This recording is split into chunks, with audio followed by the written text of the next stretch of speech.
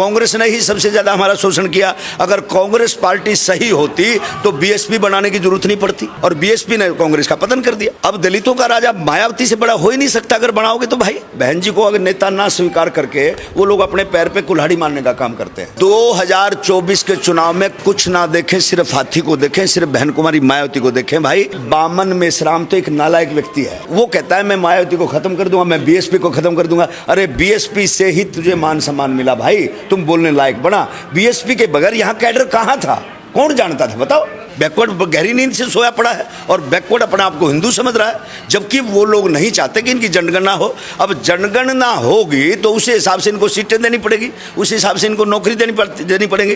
क्योंकि जो स्वर्ण कास्ट के लोग हैं, अपने आप को जो स्वर्ण समझते हैं, वो वहाँ पे कुंडली मार करके बैठे हैं हमारे हक अधिकारों पे। बैकवर्ड समाज के हमने तो लड़ झड़ के कुछ ले लिया, हमारे एससी समाज के लोगों ने तो कुछ परसेंट पा लिया है, लेकिन बैकवर्ड गहरी नींद की सोया पड़ा है, उसको पता ही नहीं। वो हिंदू बनकर के इनके साथ डंडा उठा लेता है और हमारे आपस में लोगों को भिड़ जाते हैं हमारे लोग। पिछड़ों की लड़ाई हम लोग लड़ रहे हैं भाई। जो मंडल आयोग हुआ, मैं पिछड़ों को बताना चाहता हूं, जब मंडल आयोग लागू हुआ, कहते हैं वीपी सिंह को झंडा बांधते हैं, वीपी सिंह को चौधरी देते हैं। भाई वीपी सिंह ने मंडल आयोग लागू किया, लेकिन वास्तव में क्या हुआ था, मानवर साहब श्री कांसीराम जंतर मंतर पे बैठे थे, और मानवर कांसीराम साहब जंतर मंतर पे मंडल आयोग लागू करवाने के लिए जो बैठे थे, उसमें 200 लोग टोटल थे।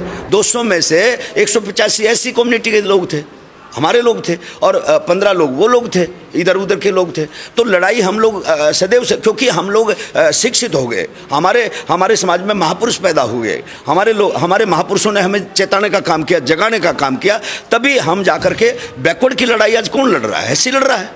एससी बैकवर्ड, लेकिन बैकवर्ड एससी को अपना नहीं समझ रहा, आपके ऊपर अत्याचार कर रहा है वही। कोई बात नहीं भाई, अत्याचार वो जिस दिन वो जाग जाएंगे उस दिन सब कुछ ठीक हो जाएगा। ये लोग कहते हैं ना, मैं मोटी भाषा में आपको समझा दूं, ये कहते हैं भोड़ा जो है, भोड़ा परमात्मा, भोड़े की तीसरी आंख खुल गई ना तो उस दिन पढ़ आ जाएगी, ये लोग डराते हैं। भोड़े कौन हैं? अरे भोड़े हम ही तो लोग हैं, एससी बीसी के लोग भोड़े हैं। और तीसरी आंख यहाँ नहीं है कोई भोड़े के दिमाग में, तीसरी आंख है दिमाग। जिस दिन इस दिमाग की बत्ती जल गई, जिस दिन एससी बीसी के लोगों का दिमाग जाग गया, उस दिन बत्ती जल जाएगी, तीसरी आंख खुल जाएगी, और तीसरी आंख खुल जाएगी।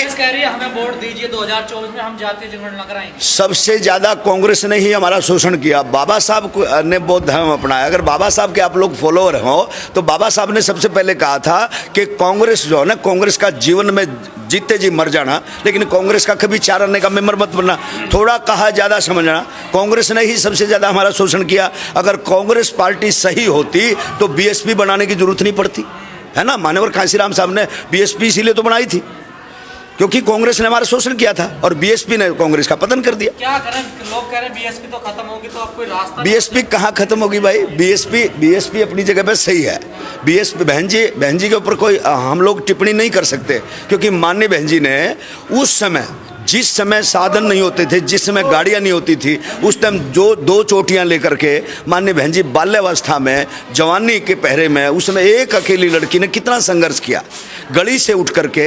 आज उन्होंने तो कितनी, कौन लोग हैं दलित समाज के जो कहते हैं बीजेपी की बी टीम है मायावती? ये वही लोग हैं जिनके दिमाग में कीड़ा है, जो लोग महामूर्ख हैं, जो ब्राह्मणवाद में घिरे पड़े हैं, वही लोग इस बात को करेंगे।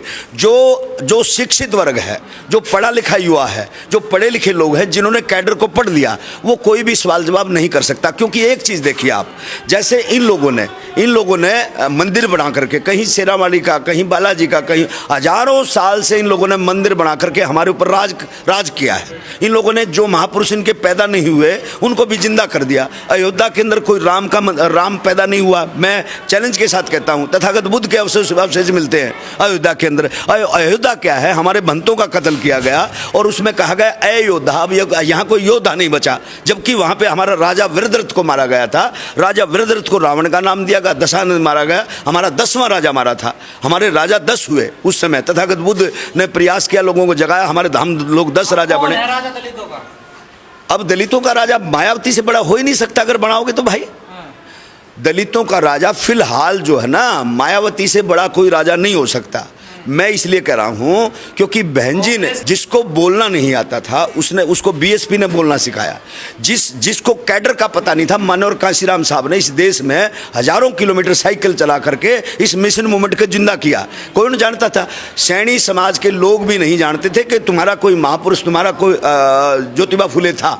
सैनी समाज के लोगों को किसने जगाया? साहब कांशीराम ने जगाया। पेरियार स्वामी, संत गाड़ के, जितने भी संसार में SC-BC के समाजों में, सर छोटू राम जी, जितने भी समाज के लोगों की लड़ाई लड़ने का काम किया, उन महापुरुषों के बारे में किसने बताया? बसपा ने। पर कांग्रेस कह रही है हमने दलित राष्ट्रीय अध्यक्ष बना दिया पार्टी का, हम सबसे बड़े हितैषी हैं दलितों के। भाई ये तो, अरे भाई इन्होंने तो राष्ट्रपति भी बना दिया, लेकिन राष्ट्रपति को संसद में नहीं बुलाया। तो आप लोग सो कहाँ रहे हो? आपको तो सब पता है, आप लोग ज्ञानी लोग हो, आप इतने अच्छे पत्रकार हो, आप लोग पूरे देश में घूमने का काम करते हो, तो यहीं से सोच लो ना भाई। ये बना तो देते हैं खेत का डरावा, भाई तुम खेत में डरावा खड़ा रहना और पक्षियों को तुमसे डर करके पक्षी भागते रहेंगे, लेकिन खाना मत। घर तेरा नहीं है, माल तेरा नहीं है। ये तो बस एक हमारे ऊपर घर बसपा ही है। बसपा से बड़ा कोई घर नहीं है आज के दिन।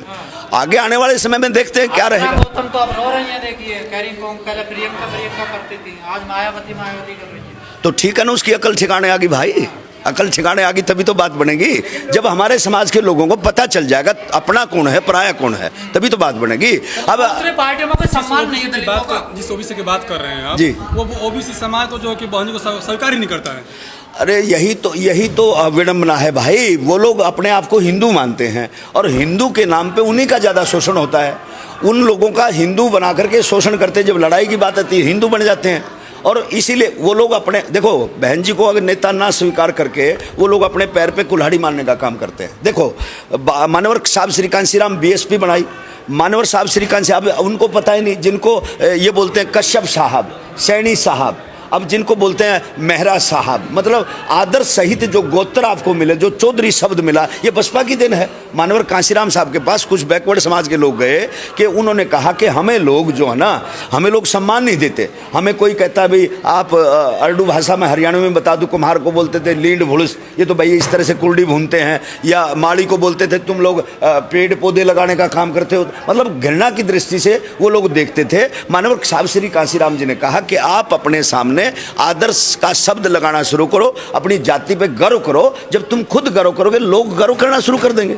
तो आप चाहते 2024 के चुनाव में मतलब सारे दलित बहुजन इकट्ठे, 2024 के चुनाव में कुछ ना देखें, सिर्फ हाथी को देखें, सिर्फ बहन कुमारी मायावती को देखें। भाई मैं, देखो वैसे मेरे मंचों पे हर प्रकार के नेता आते हैं। सर बामन मेश्राम अलग चुनाव लड़ रहे हैं, चंद्रशेखर बामन मेश्राम कहाँ से? बामन मेश्राम तो एक नालायक व्यक्ति है। बामन मेश्राम का एक स्टेटमेंट सुनो। बामन मेश्राम ने कहा, स्टेटमेंट सुनो उसका यार। जब जो पढ़े लिखे लोग हैं, जो जिनको बोलते हैं बामसेफ है, अब बामसेफ के सभी लोगों को ने कब्जा रखा है। अच्छा धनाढ्य बना बैठा है और वो कहता है मैं मायावती को खत्म कर दूंगा, मैं BSP को खत्म कर दूंगा। अरे BSP से ही तुझे मान सम्मान मिला भाई, तुम बोलने लायक बना। BSP के बगैर यहाँ कैडर कहाँ था? कौन जानता था? बताओ, कोई जानता तो बताओ भाई। मैं भी BSP से पैदा हुआ, अगर मैं BSP के गीत नहीं गाता, आज पूरे देश में मेरे गीत नहीं बजते। बाबा साहब के जागरण करने का मुझे अधिकार मिला तो बसपा की वजह से मिला। और जितने गाय, शशि भूषण, जितने भी हमारे गायक कलाकार हैं, जितने भी हमारे वक्ता लोग हैं, सब बसपा से पैदा हुए भाई। वो स्वीकार करें या ना करें। आप एक पार्टी नहीं है और पार्टी बना के लोग तोड़ रहे हैं, बात कर रहे हैं। भाई मेरी बात सुनो। देखो मैं दल, जब भाई चंद्रशेखर ने भीम आर्मी बनाया, मुझे बड़ा अच्छा लगा, मुझे बहुत गर्व हुआ। मैंने कहा भाई आपने बहुत अच्छा काम किया। RSS के 37 दल हैं, हमारा भी एक दल तैयार हो गया, लेकिन कुछ लोग भटक जाते हैं भाई, इसलिए अब पार्टी बना ली है। कोई बात नहीं भाई, उनका अपना विचार था, मैं उस पर नहीं बोलना चाहता, लेकिन मेरी खतरनाक क्या BJP, कांग्रेस या आम आदमी पार्टी? दलितों के लिए सारे ही खतरनाक है। दलितों के लिए सही खतरनाक, सबसे ज्यादा खतरनाक है हमारे ही समाज के लोग ब्राह्मणवादी हैं, जो दूसरों के चमचे बने पड़े हैं। मानवर कांशीराम साहब ने कहा कि चमचा जो होता है ना, चमचा, एक तो चमचा होता है छोटी चम्मच जो खाना खाने के काम आती है, दूसरा होता है एक चम्मच, थोड़ी बड़ी चम्मच होती है जो खाना डालने के काम आती है, एक थोड़ा बड़ा चमचा होता है जो ब्याह शादियों में निकलता है और उसको झाड़ पूछ के और उसको खूब उसका काम लिया जाता है। जब सब्जी बन के तैयार हो जाए, हलवा बन के तैयार हो जाए तो मजे से रिश्तेदार खाते हैं, फिर कहते हैं उस चमचे को झाड़ पूछ कर ले भाई, अब तेरा कोई काम नहीं, जब शादी में आएगा ना तब तेरी जरूरत पड़ेगी।